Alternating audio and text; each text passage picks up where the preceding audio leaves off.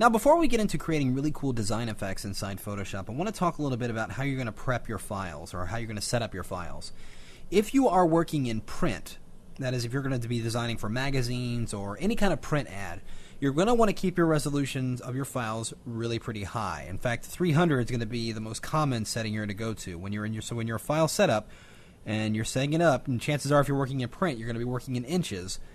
So whatever dimensions you set up, you want to make sure that your resolution is at least 300 to keep the graphics really high res, because we're going to be doing a lot of different things and distorting and resizing and resampling, and that's going to be fine to a degree, but you want to keep your files pretty high res if you are in fact going to print. Now, if you're working in web or video, then it's not going to be as critical, but you will want to work in a relatively high resolution because we may end up scaling things up. That might be in a video or something on a web page you might want to scale up.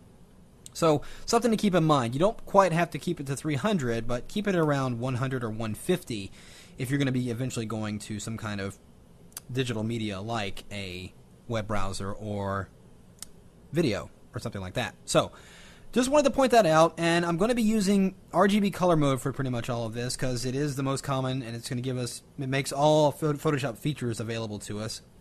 So that's the main color space I'm going to be working in. Again, if you're working in print and you know that you eventually convert your files to CMYK, you're going to want to pay attention to some of the graphics we create because sometimes they're going to be a little bit out of gamut and you'll need to color manage those or have to compromise on how they're going to look when they print, because some of these effects honestly do look better on screen. They're going to be look more for like a web page or video or aspects or something like that.